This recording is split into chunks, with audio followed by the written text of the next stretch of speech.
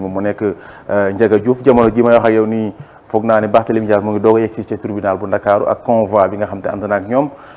gis nañ la fa xewoon convocation bi mujj le 10 novembre bi ñu génn ak tey jii mu nar a wuyu jiwaat déjà yow dossier boobu nga xam te ni moom moo ci diggante Ndiaga Diouf ak Barthélémy Dias ana ban lecture nga ci am. lecture bi ma ci am rek mooy dañ ko war a juger dossier de justice la y a mort d'homme donc dañ ko war a juger n'est-ce pas au tribunal même bu dul woon sax kenn porté na plainte mort d'homme am na loi li mu prévoir mooy que ni procureur bi foog mu topp dossier boobu donc mënuñu fexe ba bañ ko yóbbu justice léegi nag nañ ko rafetal ba ñuy war a wuy ji justice yëpp wuy ji ku nekk la la droit may ci wut say avocat nangam ak nangam nga am ko ñu bañ cee rax leneen lu dul mbiru justice mais dossier de justice la dañ ko war a àtte suñ ko nanguwul ci kii ëllëg tam kon duñ ko nangu ci kële boobaa pëccëxoo dina am ci réew mi. kon nag man noonu laa ko gisee bu doon dëkk bu tane la ci wàllu justice Barthélémy dina dem wuyu ji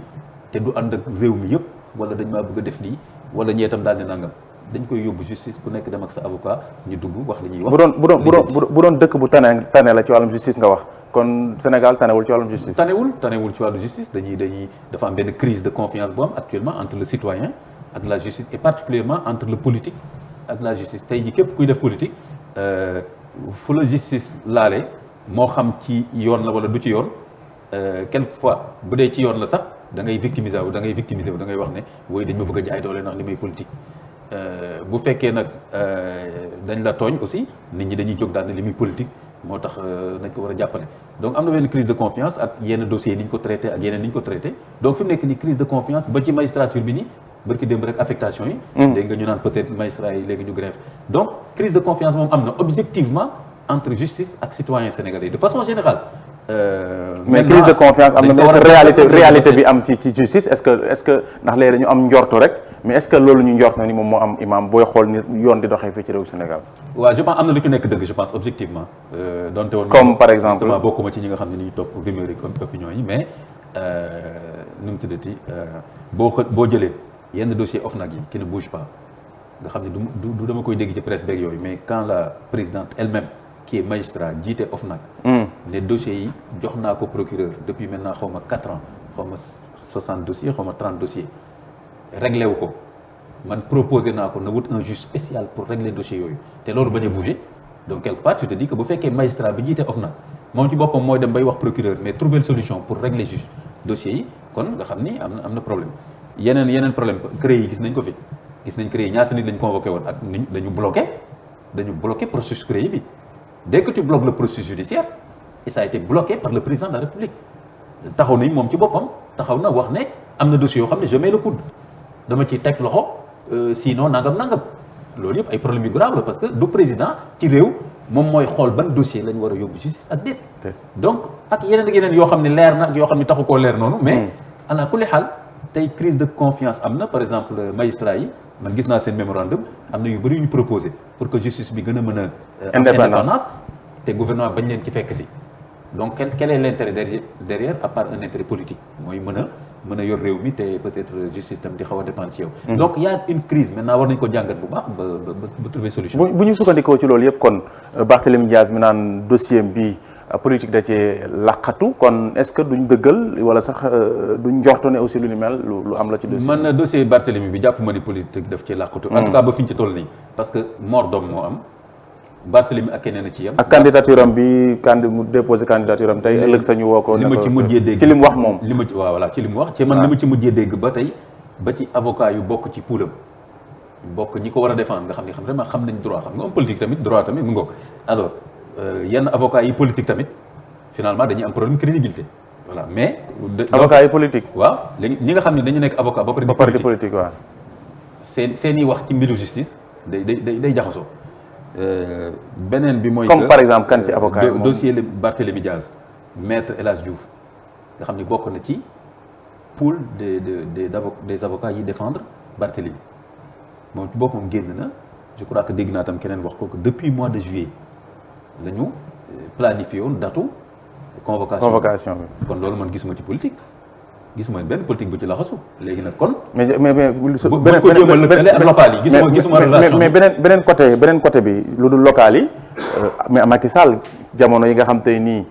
ñu ngi andil problème yooyu noonu Barthélémy Diaz génnoon na soutenir ab Barthélémy Diaz yaa ngi koy fàttaliku. waaw léegi. dafa waxoon ni xaw ma lan lu ma waxoon. dafa waxoon ni moom Macky Sall que ne lii nga xam ne ñu ngi koy teg Barthélémy Diaz ab complot la te waa PDS jamono jooju noonu ñoom ñoo ko def te mu ngi soutenir Barthélémy Diaz ci conférence de presse boo xam ne moom ci ba Macky Sall teewoon na ci. jamono yooyu aussi bu ñu fàttaliku imam jamono yooyu noonu la Barthélémy Diaz nekkoon député Benno Bokk Yaakaar yaa ngi koy fàttaliku léegi nag. bi Macky Sall aussi ñàkkee mairie sax bu Ndakaaru ba Khalifa Sall Barthélémy Diaz nekk si ci lu ni mel moom moo tax ñu bëri njort ne est-ce que nekkul ne tamit looloo tax mu bëgg a sulliwaat dossier bi ngir andil ay problème Barthélémy Diaz. mën na am yooyu am ci lu mu ci laal mais man objectivement lay xool dossier bi y a mort d'homme dossier bi foog justice atte ko léegi nag ba fiñ ci mujjee toll comme convocation bi c'était planifié au mois de juillet dafa war a wuyu ji. et que loolu dara lëkkalewu ko ak local yi léegi nag est-ce que Macky Sall jàppale woon na ko démb. waaw après tey bëgg ko weddi. yooyu yëpp ay contradiction politique gu Macky Sall la. je fais la part des choses entre Macky Sall yi mu weddi ci ay waxam ak yooyu mën nañ ko lister duñ fi jóg tey ci émission bi. entre maintenant un dossier de justice où il y a mort d'homme et que dañ ko war a àtte ci yoon. d'accord alors imam ñu wax ci beneen ponk bu nga xam te mu ngi soxal ba tey laal na xaw na laal tuuti politique mu di cadre unitaire de l'islam bi nga xam te nii peut-être coowal Barthélémy Diaz yeeg ñoom Ousmane Sonko yëpp moom moo taxoon mu jóg aussi ngir woote jàmm ci biir li nga xam te moo nekk élection locale waaye tamit ci biir politique bi fii ci réew Sénégal yow cadre unitaire boobu noonu dégg nga bi Ousmane Sonko génnee ci ne moom signé wul tey signé wul ëllëg joxe ay raison am ñu dégg waa cadre bi dem nañ ci Macky Sall recevoir na leen moom nee na peut-être pare na pour ànd ak ñoom lu ni mel nan nga jàngate liggéeyu cadre unitaire de l'islam boobu noonu donte ne sax dégg nañ am na benn kuréel bu mel ne AES bi nga xam ne ci la bokkoon génn nañ ci. waaw ginnaaw ay incompréhension. ça montre que crise am na. parce que AES bu ñu ci génnee ça veut dire que am nañ crise à l'interne. xëy na ñi yore AES bu ngeen leen laajee ñoom ñu gën a xóotal. mais daal crise objectivement am na parce que AES du entité bu ndaw quand même dañu dajale sensibilité religieuse yëpp nii di yëngatu ci yu bari. donc bu ñu ci génnee ne gisatuñ ci suñu bopp kon lu jar a laaj la maintenant cadre unitaire en tant que tel tamit c'est un cadre que je trouve intéressant parce que dafay dajale sensibilités yi et c'est des intellectuels arabophones et francophones. waaw ñii ay sax de grands universitaires ñii ci secteurs yi presque mais duñu ay sëriñ duñu ay imam maintenant léegi nag voilà maintenant am nañ droit tamit en tant que organisation de la société civile ñu intervenir ci question nationale yu mel ne affaire paix ak non violence donc am nañ légitimité ci def ko ni ko ñeneen amee jàmm réew mi plateforme des acteurs non étatiques ñoom tam ñu ngi liggéey ci loolu ñoo ci sax lëkkaloo je pense donc jusque là ci démarche boobu gis naa ni baax na parce que benn outil la bu ñuy proposer mais quand même proposition la léegi c'est pas parce que cadre islamique wala beneen société civile bu mën a doon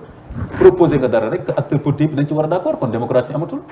moo tax ma ne leen muy Sonko muy keneen am na droit refuser une proposition de la société civile c'est pas l'État donc mais ba ci woote ci jàmm aussi ba woote jàmm ngir nekk ci jàmm loolu nit ki waaw mais woote jàmm tamit dafa am lu ñu koy doxee dafa am lu koy ñi ko séq nañ lañ ko gisee et cetera kon comme benn document la bu ñu proposé ñoom charte de non violence charte nga wax charte ñëpp dañ ci gis seen bopp doo ko signé kon nag duñu ne rek wéy man d'accord ma ci de comme ñuy wax ne est-ce que yow mi bañ a signé duñu ne yow nitu fitna nga bu fekkee nangoo jàmm déedéet d'accord ma ci d'accord ma ni ku signé wul nitu fitna nga fu mu neex nga bañ a signé wala nga ne balaa maa signé nangam loolu ci démocratie la bokk ak analyse ak lecture politique loolu moo tax d'accord ma ñiy critiquer fi mu nekk nii Sonko ak ñi mu àndal ci fait ñu bañ a signé ñu bëgg ci jëlee nitu fitna ni mu ko d'accord parce que tout simplement je trouve que ni ay acteurs politiques lañ xam nañ lu réew mi laaj ak fu ñu toll et que ñoom tam dañuy politique suuf charte boobu ñoom tam dafa am nu ñu ko bëggee waaw. ñoom dañuy politique waa charte bi. non d'accord waaw ñoo waa Sonko ak. ñële dañuy politique ñu indi leen benn charte am nañ droit xool ko daal ne charte bi doyuñu wala nañ ci dugal point bi loolu moo tax cadre islamique dañu war a dem ci acteurs yi ku nekk ñu ne lan moo la gêné ci charte bi waxtaan ci ak yow seet lu ñu war a dugal wala lu ñu war a soppi wala lu ñu war a formuler waat ba ñëpp gis ci seen bopp moo am benn charte consensuelle. ñi ci signé mais wul d'accord ma ñii dañu ànd pour violence ñii dañu ànd pour jàmm donc ñi ànd ak jàmm ñoo signé charte bi ñi ànd ak violence ñoo bañ a signé je suis pas d'accord du tout demeewul noonu yombeewul. d'accord alors charte bi ñi ci nekk ñu bëri ñu ngi leen di xalaat jamono ji ñu toll nii ñu ci bëri sax ñu ngi naan dañuy politique wala sax Macky Sall moo laqatu ci seen ginnaaw. yaakaaruma ko. déedéet li ma jot a xam ci cadre bi ay universitaires yu mag ak ñeneen ak ñeneen. am na ñoo xam ne xam naa leen sax de façon assez proche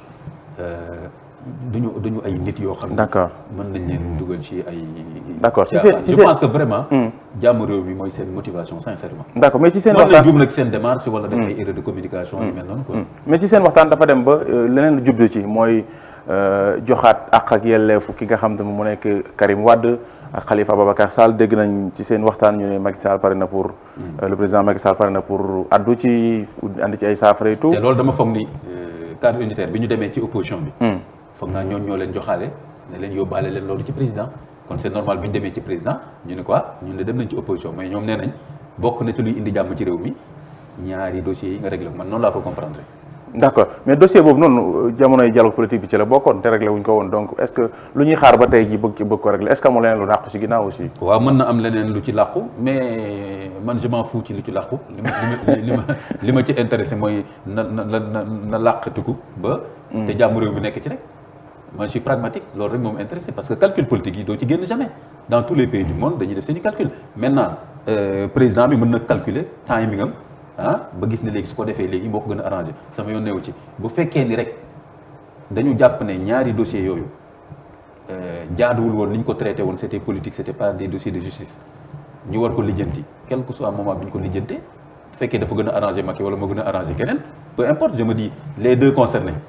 ñoom tam nañ leen déglu bu fekkee ni jàpp nañ ne seen dossier quel que soit moment bi ñu ko réglé ñoom ils sont preneurs ñu réglé ko joxaat leen seen àqu yelleef ñu réglé ko noonu mais calcul yi ci ginnaaw bon. Imam loolu yëpp bu ñu ci tënkoo aussi ak élection yi ñu dëgmal nga foog ni élection yi dina am wala bu amee aussi jàmm dana ci am.